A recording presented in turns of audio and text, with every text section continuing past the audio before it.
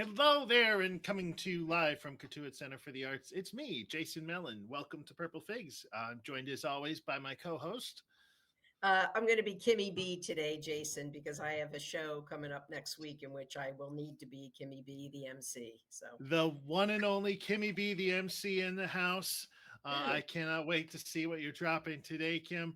Why don't you give people a little taste of what they can expect from Purple Figs, and then I think we can get into what you prepared. great. Purple Figs is our poetry and art program from the Greek ekphrasis.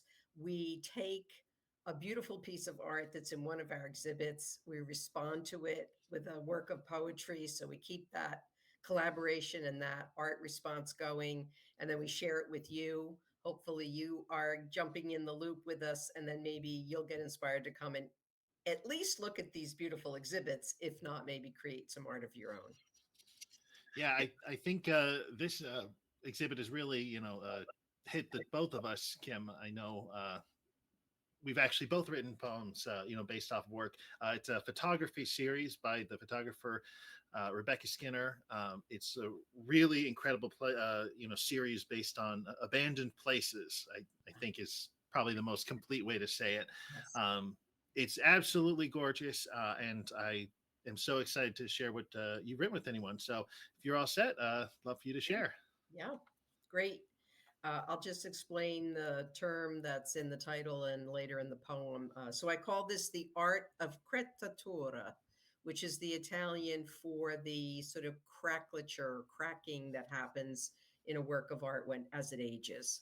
And it goes well with this abandoned theme, of course. So even with the doors flung open and the window frames bent so all you have to do is push to escape, even when you are this close to enchantment, to bliss, to the nirvana of a golden field and a blue sky, you stay with what is comfortable, with what feels like home. The crackles on the walls and doors, the peeling paint on the ceiling, the rot where the rain comes in to rest. You remain with what you know, have come to love. You long to give respite even to the storm. You make paintings out of debris and decay, this glistening relic that has become not your prison, but your sacred crettatura, your gilded kunsukuroi, your interior art that continues to heal you with its imperfection. Uh, I mean, thank you, Kim. It's a gorgeous piece, and you're looking at home, at a close up of the photograph in question. Um, to me, like when I first saw the piece itself, what jumped out at me was not the house itself, but everything outside of it. Sort of, oh, there's light, there's you're right there, it's so easy to escape, the door is open, and yet still you're inside. And that was a tough contradiction sort of for me to resolve, but you seem to have placed yourself, the voice of your narrator there. It's not so much a contradiction, it's the obvious place to be. Can you speak to that wanting to be sort of within that decay? It's so interesting because it sure looks like decay and abandonment, but I think maybe it might be a little bit of my age, looking back on my life and how we all long for the beauty and the perfection and the gorgeous summer day and that blue sky and that light that is just so within reach. And we've enjoyed it so many times. But there's something about the comfort of our life. I think I see the interior as the life, as the Mm. comfort of the life lived, that despite what would seem as decay and cracks and peeling paint, etc., is really the lines and the substance of the life lived. And it's why I love the idea of the kintsukuroi so much, the broken ceramics or pots that are then mended with gold so that they're not thrown away, but they become another beautiful work of art. So there's just something about not fretting or regretting one's life, but taking it as a whole and seeing that, sometimes it's just important, if not anything else, to revere where you've been and what you've done with your life, even if it looks a little shabby sometimes.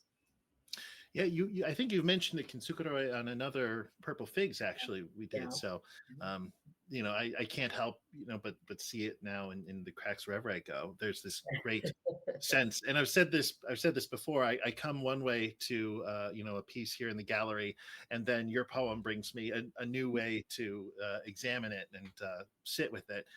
And I feel that now, sort of the cracks, along the paint on the interior of the house are not something falling apart necessarily, but something to take pride in. I mean, look at sort of everything going on out there, and still I stand. Mhm. Um, Still, my life left a mark. I know from Rebecca, these are places that no one is living in them anymore. Um, there's a sense, yeah, you could just bulldoze this whole thing and no one would know the difference. But she stood here and gave it life. And I think your poem did the same. I love that line I put as the quote on the title card about giving respite, even to the storm. There's that sense, just those clouds out there, and we had an incredible storm, pass through here yesterday as of the time of Yeah. recording. Mhm. Um, and I love that sense, like, no, no, no, you will find peace here, like I have. Yeah. Yeah.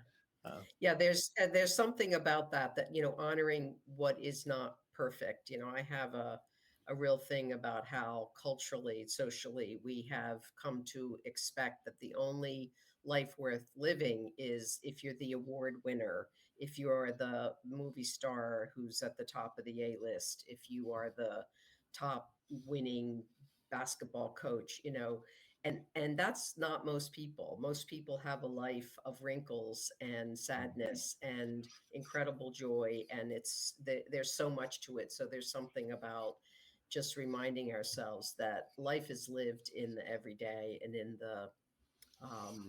the cracks. yeah, I remember recently when my wife noticed a gray hair of her own first time, and had that moment of dread that I think a lot of people do. And I just had such an opposite reaction. I had such a, oh my goodness, I get to live the rest of your life with you. Love And that. that's how I feel looking at this. Like, uh sure, you see the little flakes that have fallen down, but it stands, and you still have this beautiful view that lets in this incredible light. Is that not enough? Yeah, um beautiful. and That's great perhaps it has to interpretation. be. Yeah. Yeah, it's great. Beautiful. Well, this was marvelous. Again, thank you, Kim, so much. You may have noticed we're back to the old fashioned style of recording Purple Figs for technical reasons. But we do have one more for this exhibit. So I hope you'll stay tuned and check that one out, and come check out Rebecca Skinner's Wanderings in this beautiful exhibit, and another really wonderful exhibit upstairs, Above and Below, a juried show with some incredible work from some incredible artists as well. Yep, we're always free. This one's on till June 9th, and then our extraordinary piece by piece goes up.